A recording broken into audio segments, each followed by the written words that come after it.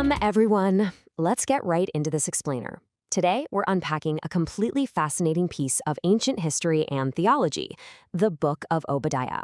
Now, you might literally blink and miss it when flipping through the Old Testament, but I promise you, this tiny text packs a serious punch. It's this incredible story of intense family rivalry, geographical arrogance, and ultimate justice. Let's dive in. Hello, everyone. This is TN Inside. Let's begin by reading today's scripture passage from the book of Obadiah, chapter 1. Okay, let's dive into this. We're going to clearly guide you through the history, geography, and theology of this text. Our roadmap today looks like this. We'll start with the book of Obadiah, then look at a tale of two nations, the pride of Petra, Edom's four sins, the fall of Edom, and finally, how the story ends. First up, Section 1, the Book of Obadiah, the shortest book in the entire Old Testament.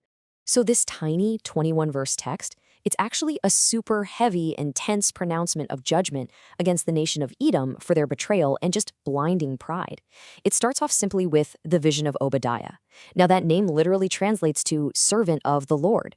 And what's kind of funny here is that there are actually 12 different people in the Bible with this exact same name. It was basically the John of the ancient Near East. So you're probably wondering, who is this specific Obadiah? Well, we don't actually know. The author gives us absolutely zero background details. But that right there is a massive clue, right? It tells us his original audience already knew him incredibly well. Moving on to Section 2, A Tale of Two Nations, featuring Jacob and Esau. Now, what's really interesting about this slide is that to truly grasp the conflict, we have to zoom way out. We're going from this micro-level family drama all the way to macro-level geopolitics. Just look at the stark contrast between these twin brothers, Esau and Jacob. I mean, they were born from the exact same womb at almost the exact same time, yet their paths diverged so wildly. Esau, who became the founder of Edom, carelessly despised and just gave away his birthright. But his brother Jacob, the founder of Israel, valued his immensely. He held on to it through some incredibly intense hardships. Which brings us to Section 3, the pride of Petra, Edom's high dwelling. To really understand Edom's downfall, you've got to understand their physical geography. Located south of the Dead Sea, Edom was tiny. I mean, look at these dimensions. Just 120 kilometers north to south, and a mere 20 kilometers east to west. To put that into perspective, by any historical standard, that is a very small piece of real estate. Yet, despite their size, they acted completely untouchable. So why was that? Well, it all comes down to where they built their homes. The Edomites lived up in this high, rocky area, famously known as Petra. Imagine a city carved directly into the sides of cliffs. It made it one of the absolute safest places on Earth from foreign invasions. Actually, people said it was only accessible to birds like eagles. Living way up in these impenetrable rocky cliffs gave the Edomites this massive, false sense of total security. They developed a blinding pride and arrogance, basically boasting to the world, "Who can bring us down?" They put all their trust in their physical dwelling place instead of in God. Let's look at Section 4, Edom's four sins, cruelty and arrogance. You see, those physical walls couldn't protect them from moral failures. When the nation of Israel faced a horrific invasion from Babylon, Edom chose outright betrayal. According to the source material, Edom's cruelty escalated through four very specific heartbreaking sins.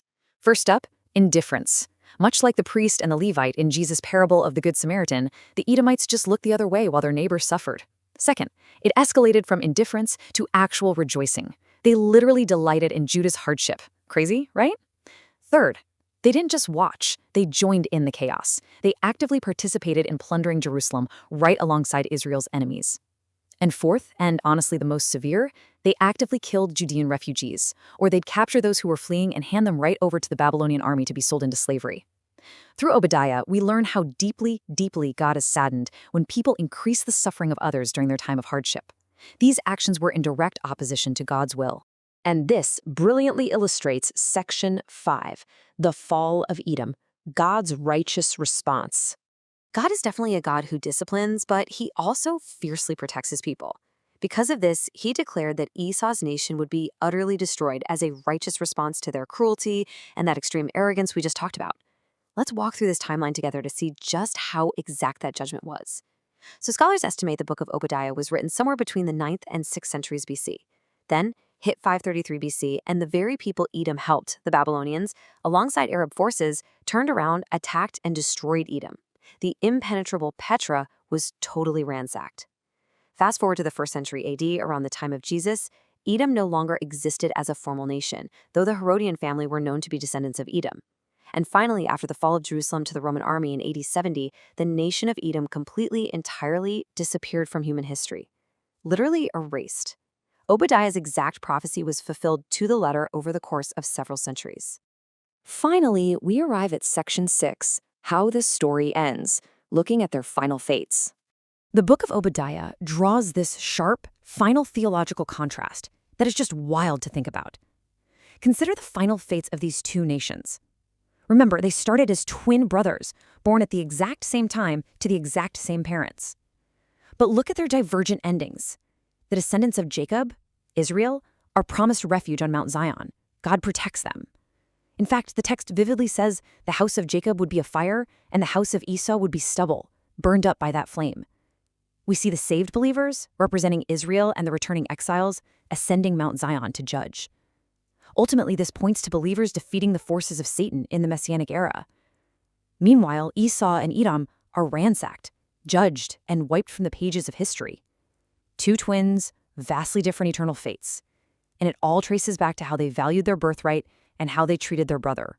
The absolute crucial point you should take away from all this is simply, how we end matters so much more than how we begin. Esau and Jacob started in the exact same place, the same family, the same circumstances, but Jacob clung to his birthright through thick and thin, while Esau just carelessly and arrogantly abandoned his. Salvation, as we learn here, provides a stark boundary between those who truly value what God gives them and those who despise it. As we wrap up this explainer on the shortest book in the Old Testament, I want to leave you with this final provocative thought. Obadiah shows us a God whose eyes watch over the whole earth, rewarding the faithful and bringing down the impossibly arrogant.